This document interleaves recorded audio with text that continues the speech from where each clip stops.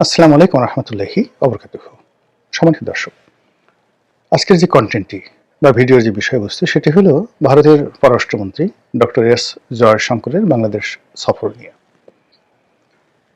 এটি বাংলাদেশের যে রাজনীতি, গত এক বছর ধরে রাজনীতির যে হিসাবপত্র ছিল, রাজনীতির যে গন্তব্য ছিল, প্রায় সব হিসাবপত্র উল্টে দিয়েছে এবং গন্তব্যকে ভিন্ন খাতে প্রবাহিত করে দিয়েছে।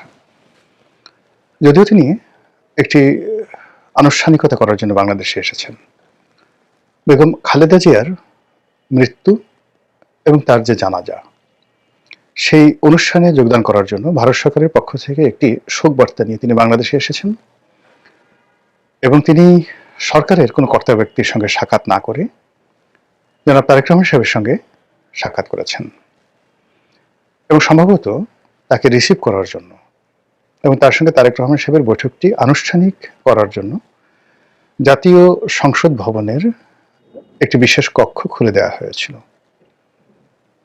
এবং জনাব তারেক রহমান সাহেব এবং জয়শঙ্করের মধ্যে যে বডি ল্যাঙ্গুয়েজ, তার কথাবার্তা এবং টোটাল যে আনুষ্ঠানিকতা, এই আনুষ্ঠানিকতা সরকার করেছে, রাষ্ট্র করেছে, না কোনো বাহিনী করেছে, না কারা করেছে আমরা জানি না। এতে অবস্থা দৃষ্টি মনে হয়েছে যে জয়শঙ্কর এবং জনাব তারেক রহমান সাহেবের যে বৈঠকটি, এটি কেবল ভবিষ্যতের নয়, এটি বর্তমানের যে ক্ষমতা, সেই ক্ষমতার একটা নির্দেশক এবং সেই নির্দেশনাকে ভারত স্পষ্টতই সিল এবং সাপোর্ট দিয়ে বলে দিয়েছে যে আমরা তারেক রহমান সাহেবের বাইরে, বিএনপির বাইরে অন্য কোনো ক্ষমতাকে আমরা এই মুহূর্তে অ্যাক্রেডিটেট করি না। তো জয়শঙ্করের যে এই সময়ের বাংলাদেশ সফর, এটিকে বুঝতে হলে কয়েকটি বিষয় আমাদের আলোচনা করা দরকার। প্রথমত হলো যে বেগম জিয়া যখন আওয়ামী লীগ জমানাতে ভারত গিয়েছিলেন, তখন ভারত তাকে যথেষ্ট সম্মান দেখিয়েছিল যখন মনমোহন সিং প্রধানমন্ত্রী ছিলেন। যদিও আওয়ামী লীগ সরকার ক্ষমতায় ছিল, কিন্তু ভারত চেয়েছিল যে কোনো মূল্যে আওয়ামী লীগকে চাপে রাখার জন্য তারা কন্টেম্পোরারি ভারতের সঙ্গে বিএনপির একটা ভালো সম্পর্ক থাকবে, দিল্লির সঙ্গে এরকম একটা বন্দোবস্তর জন্য দিল্লি যাকে বলা হয় উন্মুখ হয়েছিল। বলা হয়ে থাকে যে বিএনপির ওই মুহূর্তে যারা কূটনৈতিক বিষয়াদি দেখতেন, শমসের মোবিন চৌধুরী, রিয়াজুর রহমান সাহেবের মতো যারা ঝানু এবং দক্ষ কূটনীতিবিদ ছিলেন এবং যাদের সঙ্গে ভারতের খুব সম্পর্ক ভালো ছিল, তারা ভারতের যে রাজনীতিবিদ, কূটনীতিবিদ, আমলা, সবার সঙ্গে একটা সুসম্পর্ক স্থাপন করে বেগম জিয়াকে ওই মুহূর্তে ভারতে নিয়ে যাওয়া হয়েছিল এবং তাকে যে রাষ্ট্রীয় প্রোটোকল দেওয়া হয়েছিল, এটি ভারতের ইতিহাসে নজিরবিহীন। বাংলাদেশের সংসদের প্রধান বিরোধী দলীয় নেতা, তো তাকে বাংলাদেশের প্রধানমন্ত্রী হিসেবে রাষ্ট্রীয় প্রোটোকল দেওয়া হয়েছিল। এটা সম্ভবত 2011 বা 12 সনে প্রণব মুখার্জি তখন রাষ্ট্রপতি। দ্বিতীয়ত, তাকে অভ্যর্থনা জানানোর জন্য বিমানবন্দরে স্বয়ং ভারতের প্রধানমন্ত্রী চলে এসেছিলেন মনমোহন সিং এবং লাল গালিচা সংবর্ধনা দেওয়া হয়েছিল। এটিও বাংলাদেশের জন্য গত 20-30 বছরে একটা বিরাট সৌভাগ্যের বিষয়। এর কারণ হলো যে আমরা যদি গত 30 বছরে ভারতের ইতিহাস দেখি, তারা অর্থনৈতিকভাবে, সামরিকভাবে যত শক্তিমত্তা অর্জন করেছেন, তো সেই শক্তিমত্তার সাথে ভারসাম্য রেখে অল্প কয়েকজন রাষ্ট্রনায়ক যখন তাদের দেশে আসে, তখন সেখানকার রাষ্ট্রপ্রধান বা সরকার প্রধান এয়ারপোর্টে যান। আদারওয়াইজ উপমন্ত্রী, প্রতিমন্ত্রী, সর্বোচ্চ মন্ত্রী পর্যায়ের লোকজন পাঠিয়ে বিশ্বের বিভিন্ন দেশের সরকার প্রধানদেরকে তারা অভ্যর্থনা জানান এবং 2014 থেকে একদম শেষ পর্যন্ত নরেন্দ্র মোদীর জামানাতে শেখ হাসিনা যেই কয়বারই গিয়েছেন, কখনো উপমন্ত্রী, কখনো প্রতিমন্ত্রী মর্যাদার কাউকে এয়ারপোর্টে পাঠিয়ে শেখ হাসিনাকে রিসিভ করা হয়েছে। তো সেখানে স্বয়ং প্রধানমন্ত্রী মনমোহন সিং, আবার জানাতেন প্রধানমন্ত্রী না, কংগ্রেসের প্রধানমন্ত্রী, তিনি বেগম জিয়াকে অভ্যর্থনা জানিয়েছিলেন। এটা বিএনপির একটা বিরাট কূটনৈতিক বিজয় ছিল এবং একই সঙ্গে বিএনপির সঙ্গে ভারতের সম্পর্কর যাকে বলা হয় করার যে আগ্রহ, এটার একটা সর্বোচ্চ পরাকাষ্ঠা ছিল। বিএনপি সেটা রাখতে পারেনি। এর কারণ হলো সরকার পতনের আন্দোলন যখন তুঙ্গে, ঠিক সেই সময়টাতে প্রণব মুখার্জি বাংলাদেশে এসেছিলেন এবং তার সঙ্গে বেগম জিয়ার একটা শিডিউল বৈঠক ছিল এবং সেই বৈঠকের দিনে অবরোধ চলছিল ঢাকা শহরে এবং সেই অবরোধের মর্যাদা রাখতে গিয়ে বেগম জিয়া প্রণব মুখার্জির সঙ্গে দেখা করেননি।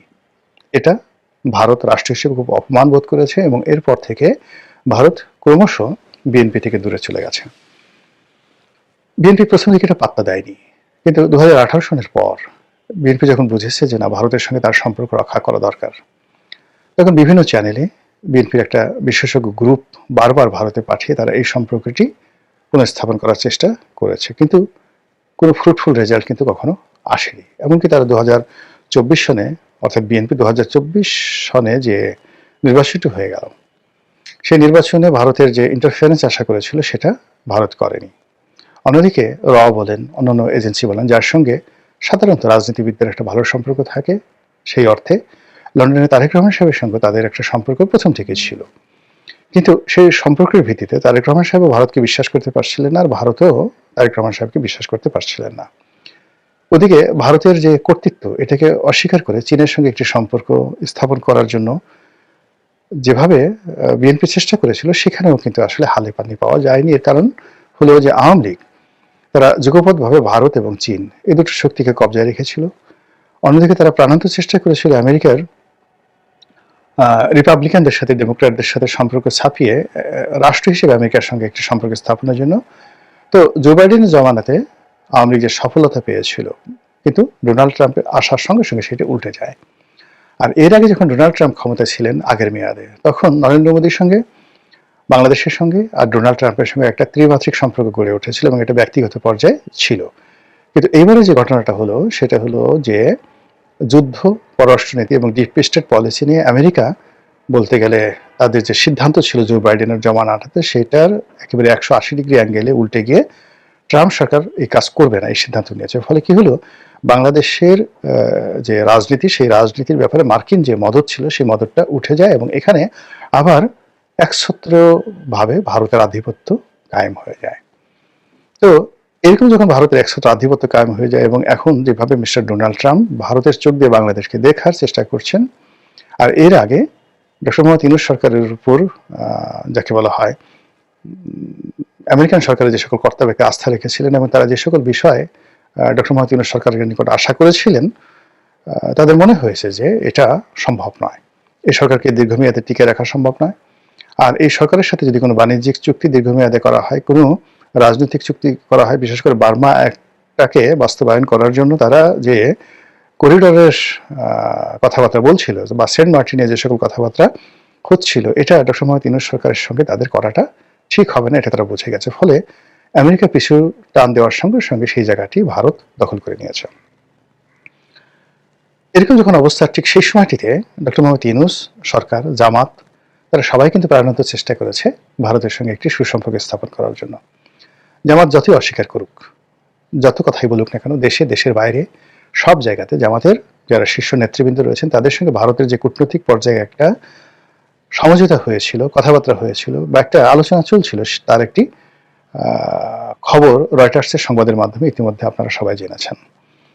তো যা হোক, ভারত শেষ পর্যন্ত ডক্টর মোহাম্মদ ইউনূস কিংবা যাকে বলা হয় জামাত, তাদের সঙ্গে 2024 সন এবং 2025 সনের জুন জুলাই পর্যন্ত যেভাবে আশাবাদী ছিল, সেটা আগস্ট সেপ্টেম্বর থেকে এটা বুমেরাং হতে থাকে এবং আমেরিকার মতো ভারতও বুঝে যে জামাত এবং বর্তমান যে সরকার আছে, ইউনূস সরকার, তাদের উপর নির্ভর করাটা তাদের জন্য নির্বুদ্ধিতা। ফলে বাংলাদেশের সাথে যদি সম্পর্ক স্থাপন করতে হয়, তাদেরকে এখানে আবার আওয়ামী লীগকে পুনর্বাসিত করতে হবে, যা বলতে গেলে 1% সম্ভব, 99% অসম্ভব। দ্বিতীয় যে অপশন বা একেবারে সর্বশেষ একমাত্র তাদের যে অপশন, সেই অপশন হলো বিএনপির সঙ্গে একটি সমঝোতা করা, যেটি তারা করতে চায়নি। তো সেই অর্থে হয়তো পর্দার আড়ালে বিএনপির সঙ্গে তাদের কোনো ভালো কথাবার্তা হয়েছে, সেভেন সিস্টার নিয়ে কথা বলা হয়েছে, সীমান্ত নিয়ে কথা বলা হয়েছে, 10 ট্রাক অস্ত্র মামলা নিয়ে কথা হয়েছে এবং সম্ভবত আওয়ামী লীগ নিয়েও কথা হয়েছে, এতে কোনো সন্দেহ নেই। এবং সেই কথার উভয় পক্ষ, বিএনপি এবং ভারত, তারা পরস্পরের প্রতি আস্থা স্থাপন করেছে, একটা সমঝোতা এসেছে, কমিটমেন্টের পর্যায়ে এসেছে। এটা বোঝার জন্য রকেট বিজ্ঞানী হওয়ার দরকার নাই। তারপর যেভাবে একেবারে ঝড়ের গতিতে, কোনো রকম পূর্ব প্রস্তুতি না নিয়ে, জাস্ট ঝড়ের গতিতে জনাব তারেক রহমান সাহেব বাংলাদেশে এসেছেন, আর আসার পরে যে ঘটনাগুলো ঘটছে, এটি মিরাকেল নয়, এটির পিছনে বিএনপির কূটনৈতিক যে মহল যারা ভারতের সঙ্গে একটি সম্পর্ক রক্ষা করতে চাচ্ছিল তাদের সফলতা, এতে কোনো সন্দেহ নেই।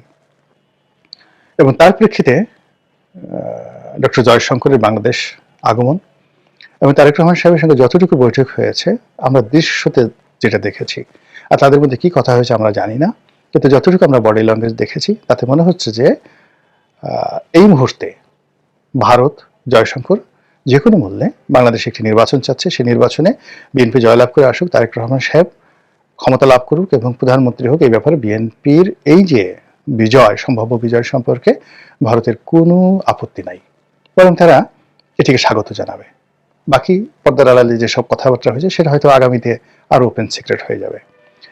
দ্বিতীয়ত, এখানে বিএনপি যে বিরোধী যে শক্তিগুলো রয়েছে সেই শক্তিগুলোর সঙ্গে ভারতের যে সম্পর্ক ছিল বা কথাবার্তা হচ্ছিল সে বিষয়গুলো আপাতত মনে হচ্ছে যে তারা ইউটার্ন নিয়েছে, এবং বিএনপির যে প্রতিপক্ষ যে শক্তিগুলো আছে সেই শক্তিগুলো in terms of relationship with India তাদের কপাল পুড়েছে, এতে কোনো সন্দেহ নেই।